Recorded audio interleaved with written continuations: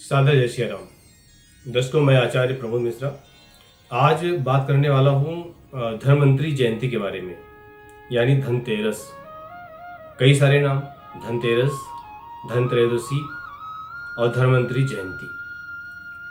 अब इनमें कहीं ना कहीं कन्फ्यूजन हो जाता है और वो कई कारण हो सकते हैं, क्योंकि तिथियों का उतार चढ़ाव, तिथियां कब प्रारंभ हो रही हैं, उनका समाप्ति हो रही है। दूसरी बात कि कुछ पर्व ऐसे होते हैं जिनका सायंकाल महत्व है, कुछ है प्रातःकाल का महत्व है।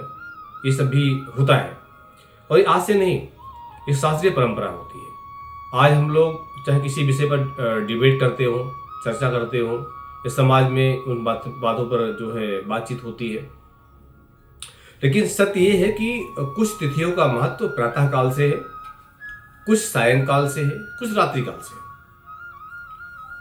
कई बार इस विषय पर चर्चा मैंने की भी है, बताया भी है।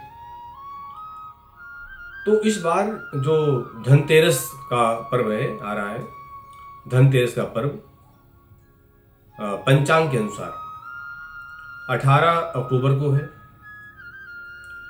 18 अक्टूबर दिन शनिवार, और ये इसलिए है 18 अक्टूबर को, उसका कारण है 18 अक्टूबर को जो द्वादशी तिथि है वो 12:18 तक रहेगी दोपहर में। इसके बाद त्रयोदशी लग जाएगी।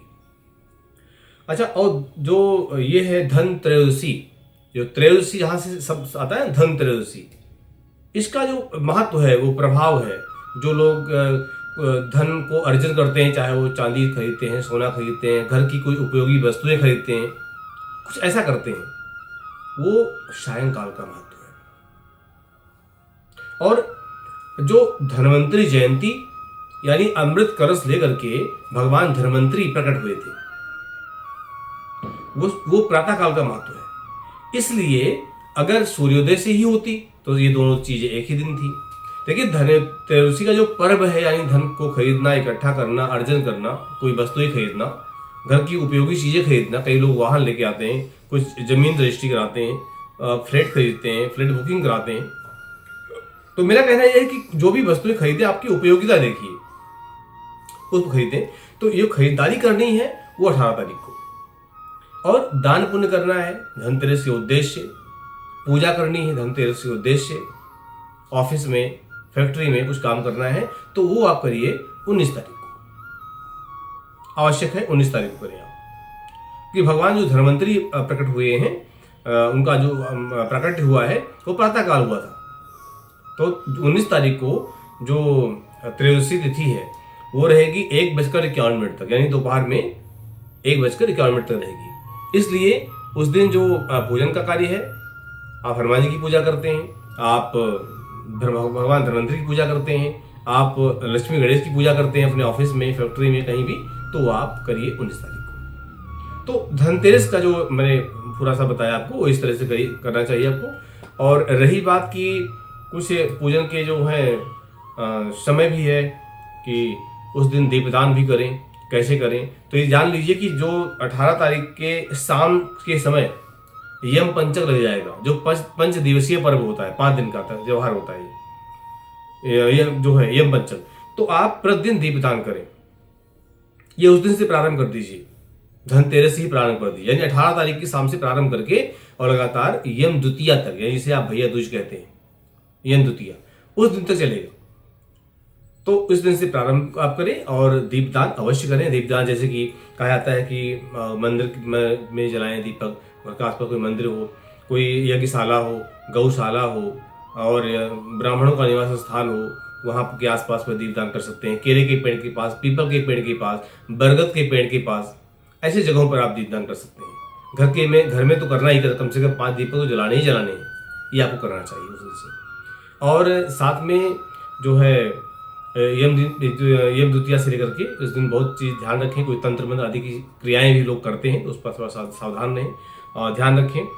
और ये भी ध्यान रखें कि जो दीपदान का समय है, टाइम है, वो शाम को 5:48 से प्रारंभ होकर के 8:20 के बीच में करना है। ये भी एक ध्यान रखने का विषय है। और जो खरीदारी का विषय है, जो करना है, उसके लिए एक समय तो मध्याह्न काल का है, जो कि मैंने आपको बताया कि द्वादशी 12:18 तक है 18 तारीख को, फिर लग जाएगी त्रयोदशी। तो उस दिन वैसे अभिजीत मुहूर्त भी है, तो अभिजीत मुहूर्त आता है 11:43 से 12:29 के बीच। इसमें आप खरीदारी कर सकते हैं। शाम का जो समय है कुछ काम करने का, कुछ लेने का, खरीदारी करने का, वो 5:48 से 8:20 के बीच में। और एक वृषभ काल होता है, वृषभ लगन का काल होता है, वो शाम को 7:16 से लेकर के और 9:11 के बीच में आपको करना चाहिए। तो इस तरह से ये सबसे उत्तम मुहूर्त है। ये जो है धन त्रयोदशी का दिन जो करना है वो इस तरह से आप करें। इसके ध्यान रखें कि ये हर तरह से वो एक मन का सुयोग, मन आपका सात्विक हो, मन पावन हो, पवित्र हो, इसका भी ध्यान रखें। किसी से कोई झूठ कपट का व्यवहार न करें।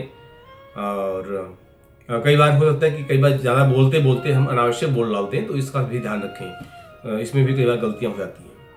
तो इन विषयों का ध्यान रखते हुए आप धनतेरस का जो है ये पर्व शुरू करें, क्योंकि बहुत अच्छा पर्व होता है। और जितना इसमें सत्कर्म अच्छा से अच्छा कर सकते हैं आप, वो आप जरूर करें, करना चाहिए, क्योंकि जीवन ईश्वर ने, परमात्मा ने हम सबको इसलिए दिया है। तो धनतेरस के विषय को बस यही समाप्त करते हैं। मैं आचार्य प्रमोद मिश्रा, अगले विषय में आपको जरूर मिलेंगे। बहुत बहुत धन्यवाद। जय श्री सीताराम।